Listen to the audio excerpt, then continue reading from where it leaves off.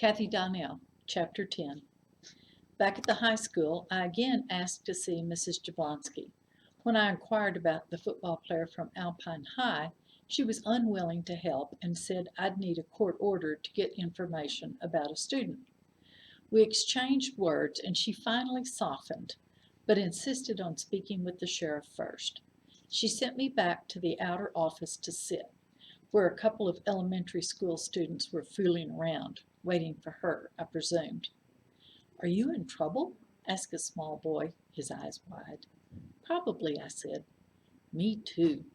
He crooked his arm around the neck of his friend. "We both are, for talking in class and being incorrigible." "I think you mean incorrigible." "That's it. What'd you do?" "I'm incorrigible too." "Way to go," the other boy said, and pushed his pal to the floor. Old Lady Jablonski suddenly appeared. "Behave yourselves," she said with a stern voice. Typical Jablonski. She could appear and disappear like any witch. "Come," she said to me, and both the boys watched as if I were being marched to my death. I winked at them and followed her. I could tell by her body language that things hadn't gone her way with Sheriff Ben. Her mouth was set in a grim line, and she did her best to convey that having anything to do with the likes of me was beneath her. I persevered like I had in school. "His name is Wayne Dooley," Mrs. Jablonski said after she stared at me. "He's a troublemaker. He was expelled from Alpine High. I only agreed to accept him here because his father is County Judge Dooley." "Is Wayne a large boy?" "He's the size of a grown man." "Who hangs out with him?" "Eddie Santos and Rick Florence are his buddies. They're only sophomores, but he likes younger kids because he can feel superior." "Is Wayne a senior?" "Yes. Here's a picture of him from last year." The boy was wearing a football uniform from Alpine High, but he was holding the helmet so I could see his face clearly. He had sandy blonde hair, brown eyes, and a surly, superior smirk on his face. He was the boy I'd seen passing photos. "Is there anything else I should know?" "That's hard to say since I don't know what you're doing. But be careful of Wayne. I believe he could be dangerous if cornered." I stood and offered my hand. "Thank you, Miss Jablonski. I appreciate your help. I'll tell you everything soon." Right after every other living thing in Terlingua knows. She shook my hand and tried to smile. Kids were in class, so I sat on the floor by the lockers thinking. Someone had taken Kevin's place in the classroom, but I still thought of it as his. He taught earth science, physics, biology, and geology. Kevin was smart, which I realized is debatable, since he died bull riding. He was smart, but he loved danger. A girl came out of a classroom and went into the bathroom. That gave me an idea. I moved to the soda machine near the restrooms and waited. I had to wait through one whole class period and a change of classes, but when things quieted down again, Wayne Dooley snuck down the hall and ducked into the bathroom. I waited until I heard the toilet flush and then went in. He didn't look up at first, but when he did, he saw me in the mirror. "You're in the wrong one. The girl's is next door." He was snorting cocaine and didn't seem at all concerned that I was watching. His backpack rested carelessly across the sinks, open. Inside was a bag of white powder and the edges of what I thought would be photos of Mandy. I had only hoped to catch him with the photos, but the God of lawmen everywhere smiled on me. "You can't be in the boys' bathroom." He rubbed his nose vigorously. "What are you, some kind of pervert?" I flipped my badge at him. "I'm Deputy Ricos, and you're under arrest for possession of a controlled substance." "You can't arrest me, you bitch." He came at me in a fury fueled by cocaine and general meanness. He outweighed me by at least 60 pounds. I would have tried to dodge him, except I remembered what had happened to Mandy and feared for my life. When he reached for my throat, I grabbed his arm, pressed my knee against the side of his body, and flung him to the tiles. I'd never done anything like that to such a large person and was shocked it worked. He started to rise, but I kicked him in the back of the knee and handcuffed him before he tried again. That's police brutality, he whined, and began verbally abusing me while I recited his rights. My father is your boss, you stupid bitch, he spit at me. When he finds out you've treated me like this, you'll be history. Your father approves of cocaine use at school? That quieted him for a few seconds. I wondered what his father would think about rape, but didn't mention it because I couldn't prove it yet. I rifled through his backpack while he stewed. There was a small plastic bag with 5 joints, the photos of Mandy, more cocaine, and a wallet with his driver's license. He was 18 as of 3 months ago. Things were looking up. Are you really 18? He sneered. What do you think?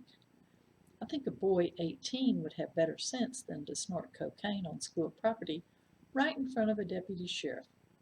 Fuck you, you're not even wearing a uniform. Let's go. I grabbed him by the cuffs and had to shove him along. Trickier than it sounds when the prisoner weighs 180 pounds and the deputy weighs a lot less. But I was determined. Size isn't everything. Dina Jablonski came out of her office and did a double take when she saw us. Can she do this, Miss Jablonski? Asked the prisoner in a whiny voice. She's not even wearing a uniform. I guess she can. She came into the men's room without knocking. Old Jablonski was trying hard not to, but she grinned in spite of herself. She looked at the carpet to hide it, but I saw it, and so did Wayne, because he mumbled, bitches. Score 1 for the bitches, I thought. 0 for the bad boys. Barney looked up in surprise when I woman-handled Wayne Dooley through our door. He was still complaining and calling me names. I'd knock off that name calling if I were you, said Barney. Why should I? Do you realize that a small, unarmed woman dragged you in?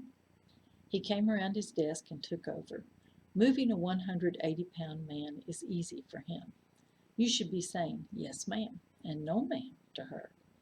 He sat Wayne in a chair. What's this one you got here, Ricos? This is Wayne Dooley. He was snorting cocaine in the boys' bathroom at school. I slung the backpack onto the desk and raised one eyebrow at Barn. There's a lot more of it in there, and a few joints, not to mention some interesting photographs. Barney started going through the pack. Those aren't mine, Wayne claimed angrily. What's not yours? Barney didn't look at him and instead studied the photos. Those pictures aren't mine. You're admitting to the drugs? He shrugged. I guess so. Where did these come from? Barney held up the photos of Mandy Robbins naked and being held down against her will. Some guy passed them to me during class. What guy? Just some guy. So a mysterious guy happened to come into your classroom and pass you photographs of a naked girl that looks like she's being held down against her will. Isn't she a classmate of yours? I don't know her. She's in medical school. You don't know all the girls at your school? I know some of them. Are you dating any of them? Sometimes. Who? That's none of your business. Barney leaned towards him. Everything about this is my business. You have illegal drugs on school property and photographs of a girl who, maybe 13 or 14? This girl is naked, obviously against her will. I guess she's been raped or is about to be. I'd like to know how you got those deep scratches on your neck, I said. I play sports. And a girl didn't give them to you? Fuck you. You'd better start giving us some answers, growled Barney. I want my attorney. Of course, that's your right. Who's your attorney? I don't know. I need to talk to my father. I'll have Sheriff Duncan call him while you are in a holding cell, I said. You can't make me wait in there. Instead of arguing, Barney moved him into it and clanged the door shut. Then he made a smart move. He said, "Take off your shirt. You have to wear a county shirt when you're in here."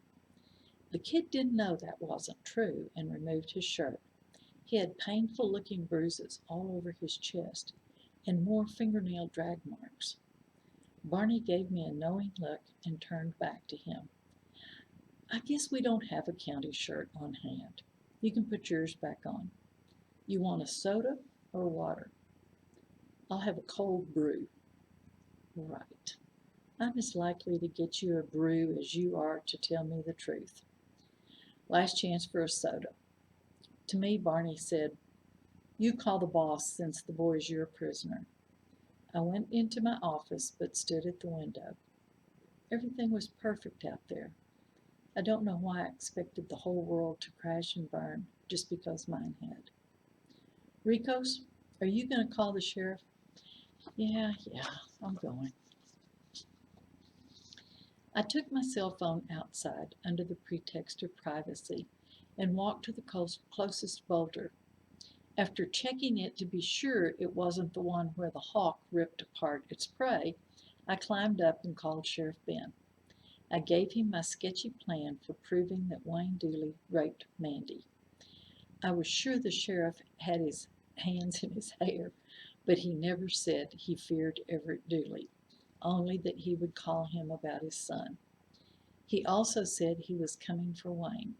He belonged in the county jail because of the seriousness of his crimes, and since Barney and I were busy with a rape and a murder. It seemed like he was talking about deputies from somewhere else. I lay back against the warm stone and shut my eyes against everything. The world went away, along with my headache. I breathed deeply of air that smelled wonderful, a fragrant mixture of breeze, fresh from the mountains, a million green growing things, honest dry dirt, and some flowering plants nearby. The day was heating up, and I was lying on a rock in the sun like a lizard. Had Wayne been in my house last night? I didn't think it was him, but it was hard to second-guess criminals. Why was a vicious pervert like Wayne Dooley allowed to breathe this air? Or any pervert, for that matter. Only good people should be allowed in the desert. Things would be different if I made the rules. I must have fallen asleep because Barney snuck up on me. When I opened my eyes, big, startling blue ones were looking at me. My partner is no Mel Gibson, but he has the bluest blue eyes I've ever seen and dark lashes. Women ask me about him all the time, but maybe that has more to do with their interest in his great size. "What do you think about working today, Ricos? Or are you going to lie around here all day being the lizard queen?" I laughed and sat up. "How'd you get up there anyway?" "I crawled." He lifted me down. What were you doing out here?" "I was talking to the sheriff, and then I was thinking. Don't you ever wonder why the desert smells so nice?" "Well, I hadn't thought about it. I guess I take it for granted. I don't think we should allow bad people to live here." He laughed and held the office door open for me while I removed the evidence bags from my vehicle. "We're trying to get rid of them, remember?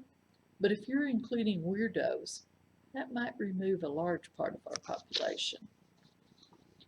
"I'm talking about people with black hearts and dangerous pervs like—" I jerked my head towards the holding cell rather than speak his name.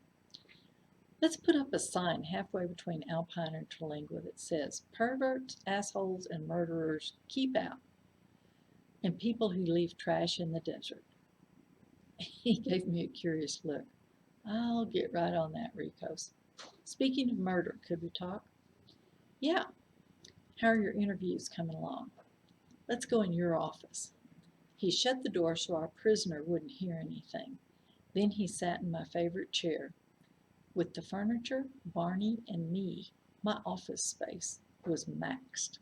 I set the bags of Mandy's clothes on my desk. Barney barely glanced at them. "I don't want to know that sick story. Do you have semen evidence?" "I think so." so he wasn't careful. I don't even know if he used a condom. I think he wanted to insult her. He figured she'd bathe, but he didn't think about her clothes, or doesn't care, because he thinks his threats will keep her quiet. And they have so far. Yes, but I got a break. I told him the story in condensed form.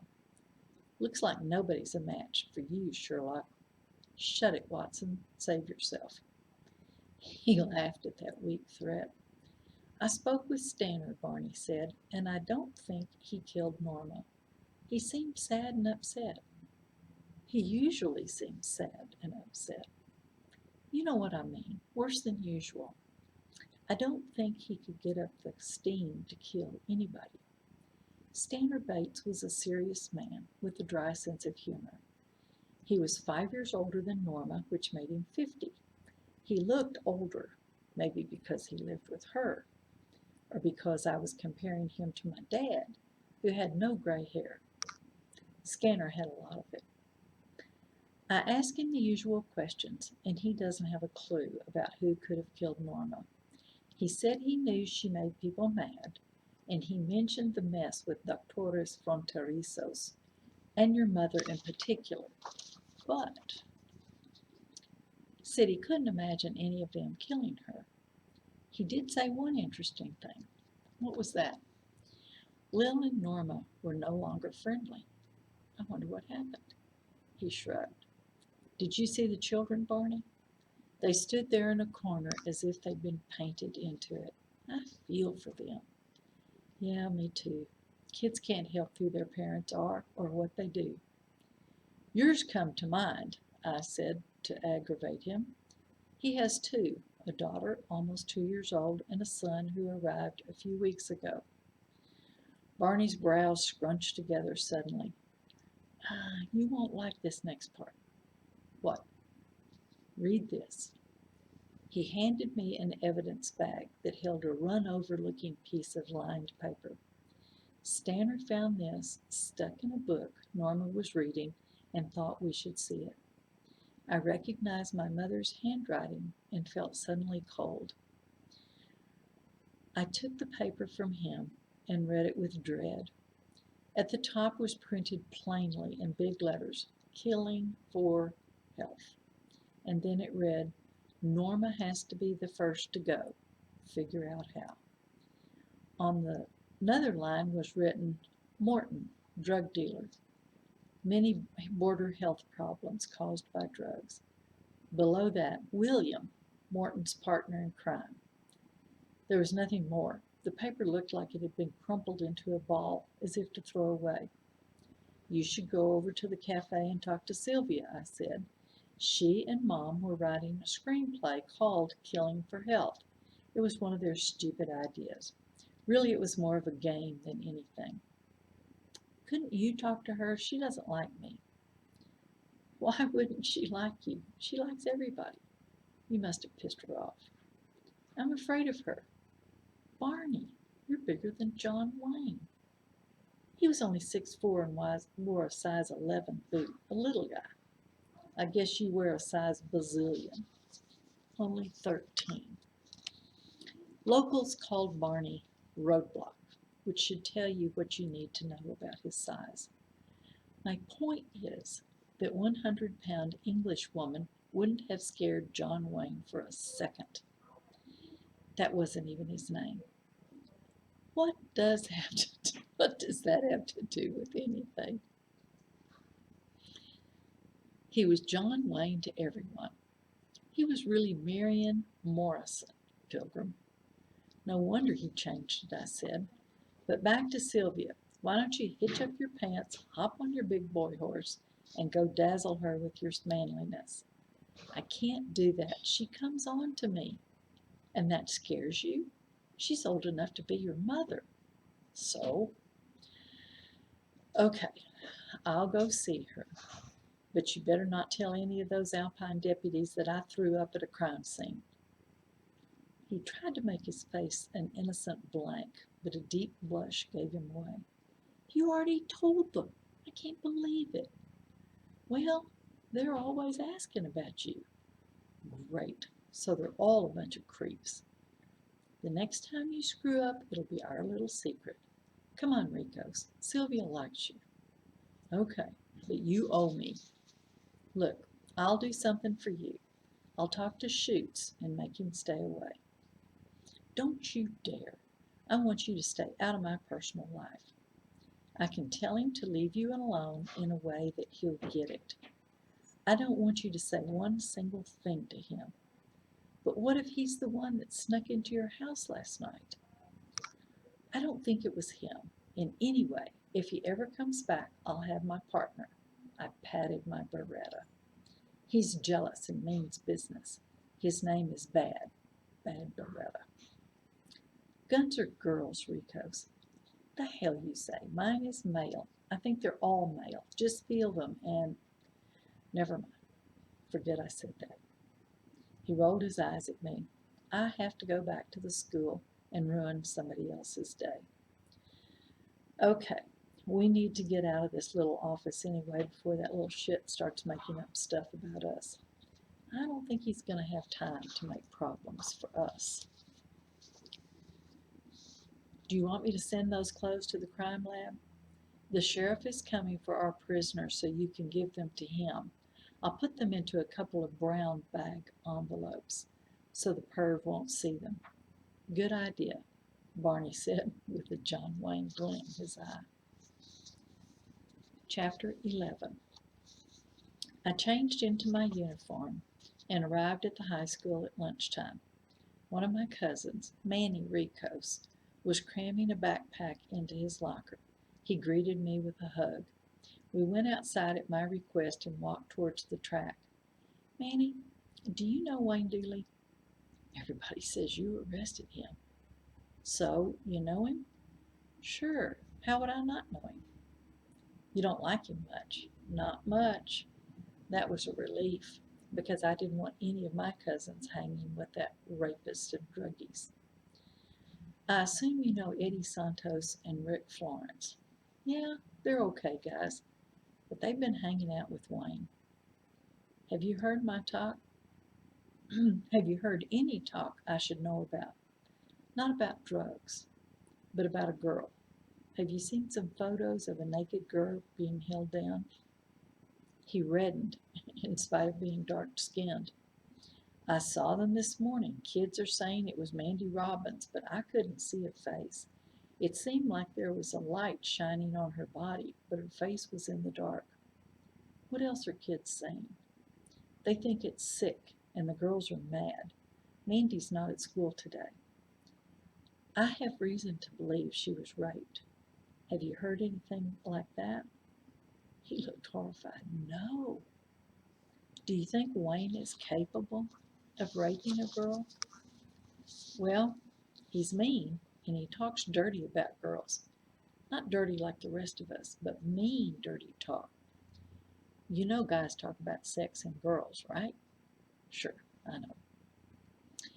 There was a covered area with benches at one end of the track, and I indicated that we should sit there. Explain what you mean by mean dirty talk. Oh, do I have to say it?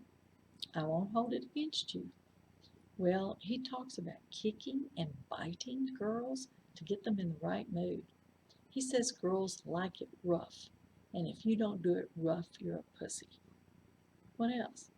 Isn't that enough? Yes, but I have the feeling you're not telling me everything. Manny took a deep breath. He says he wants to choke a bitch to death while taking her. His words. He claims killing a woman during sex would be better than sex. Good God. I warned you. You've heard him say these things? Yes, but we mostly think he's full of shit. He's never done any of that. But the girls are afraid of him. You think he raped Mandy? She's not even in high school yet. She's in 8th grade, and I do think he raped her. He's in jail for having cocaine on campus, but I think that's the least of his crimes. Man, that's fucked up. What about Eddie and Rick? What do you think of them? I don't think they rape anybody. God, I hope not. I'm going to have a talk with them. Kids might wonder why you're talking to me. Tell them you're my cousin and I love you and wanted to ask how things are going. How are they going? I'm fine. Doing good this year. I'm glad to hear it.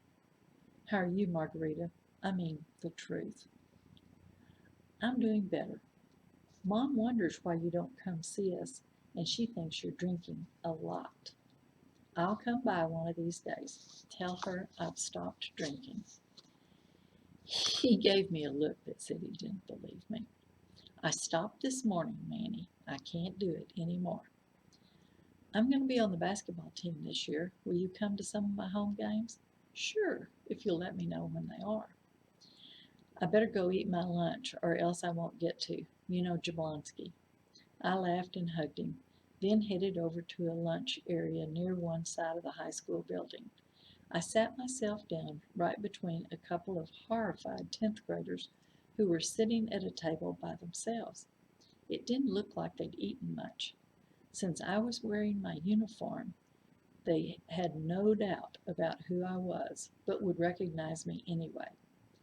Eddie was a baby-faced but nice-looking Mexican boy who was smaller than his friend by nearly a foot. Rick was tall and gangly, typical of a kid his age, and was just beginning to grow fuzz over his lip.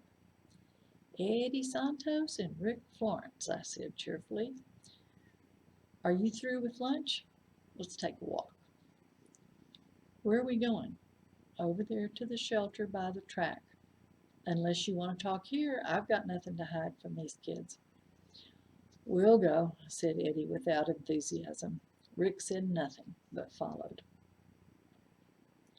When we sat, I said, did you take the photos of Mandy Robbins in the nude? No, why would we? Said Rick, his first words. Did she say we did? I'm thinking you might do it if Wayne Dooley asked you to. We didn't. Eddie, I didn't do it either. Okay, well, that's that. If you decide you have anything to tell me, please call. I handed each of them a card after I wrote my personal cell phone number on the back. I want you to think about something. What's that?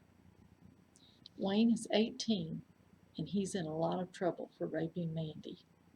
They watched me with huge eyes. If you had any part in that, no matter how large or small, it would be to your advantage to come clean before Wayne gives his formal statement to the sheriff this afternoon. Those two boys looked so terrified I thought it would be a matter of hours before I heard from one or both of them. If I didn't, I'd apply more pressure. I was sure at least one of them would cave before I had to get mean. I called Sheriff Ben's cell number before I moved my Explorer. He said he'd sent Deputy Blanks for the prisoner because he was too busy to come. Somehow I kept myself from groaning into the phone. We're sending Mandy Robbins' clothes to you, I said. I want them sent to the crime lab, but would you take them to the university lab first and ask them to see if they can identify any semen on it? I'll do better than that. Marcy's back. I'll give them to her. She can identify semen several ways. I'm pretty sure it's there. I just want another opinion before I ask Judge Samuels not to grant bail for Wayne Dooley. I doubt if he'll go along with that. He believes children should be sent home in the care of their parents while evidence is gathered. It'll make a difference that Wayne Dooley is 18. He's 18? Are you sure? Yes, sir. But you didn't arrest him for rape. I want you to do it when he gets there. Add rape to his charges. So you're sure? Yes, sir. Barney is emailing you photos. Plus, you have the hospital report. I don't doubt that she was raped. I can't accuse Everett Dooley's son without knowing for sure it was him. He's already doing backflips that one of my deputies arrested his son for cocaine possession. Imagine what'll happen when I call to tell him he's raped a young girl. But Sheriff, that isn't your fault. Of course it's not. But that doesn't matter to Dooley. He'll want my badge for even suggesting such a thing. I told the sheriff about my talk with Manny and the vicious things Wayne said about girls and what he was fantasizing about. All that is sickening, Margarita, but we need definitive proof that this boy did it. I can't call Everett Dooley's son a rapist unless I'm damn sure. Can you buy me some time? Just until tomorrow? Yes. I'll ask the judge to delay bail as long as he can, and I'll explain what we're doing. Show him the photos. I will. Everett Dooley is going to pressure the hell out of him, but Judge Samuels won't care. Dooley has nothing to hold over him. I'm working on the witnesses. There are a couple of 10th graders who are in deep and about to crumble. Take a look at the scratches on Wayne's neck. He has bruises and more scratches on his chest. I'll take note. The hearing will have to be in the late morning. There's no way to make it later because of the judge's schedule. Yes, sir. I'll figure out what to do by then. I may be bringing witnesses with me. I doubt if I can get Mandy, but she'd be the best one. Her testimony would make it stick. His semen will make it stick, but he'll get out on bail until we can get the crime lab results, and that could take weeks. He might kill her, Sheriff. Killing excites him almost as much as sex. I'm afraid that's probably true. I don't think you can afford to give her round-the-clock protection. You've got that right, Deputy Ricos. I headed back to the airstrip, determined to find the condom. I didn't believe a teenager would have bothered to carry it away. Most likely he tossed it, and maybe further than I realized. Starting off where I left off, I expanded my search in ever-widening circles. My eyes flitted between the ground and the 360-degree panorama. I was on a huge mesa, with a view of parts of the Chisis Range to the south, Reed's Plateau, Needle and Castellon Peaks to the west, Willow Mountain and Indian Head to the east, and many others, all stunners. Delicate, low-growing purple wildflowers bloomed along the edges of the landing strip, carpeting the berm in places, and showy Sinisa displayed a different shade of purple on a nearby hillside. A cool breeze blew from the north, bringing the hint of autumn, in spite of the abundant sunshine. The pristine beauty of the area belied the heartless assault that took place there. But wild places don't hold onto those kinds of memories. I turned my face to the sun. It was hard to pay attention to the grim busyness at hand on such a sparkling day. I nearly stepped on the condom. After bagging it, I called Sheriff Ben again. I've got the condom, Sheriff. I pray that Mandy's epithelials are still on it, because I'm pretty sure Wayne Dooley's semen is in it. That is most likely the case, he said, and sounded excited. Good job, Margarita. Very good job. I'm impressed. As he spoke, I swaggered around in the sunlight filled him. Sheriff Ben shot me out of the saddle in my glory moment. Let me radio Deputy Blanks to wait for you at your office. I want him to bring me that condom. Holy crap, Deputy Blanks. He knew what Barney had said, done, told him.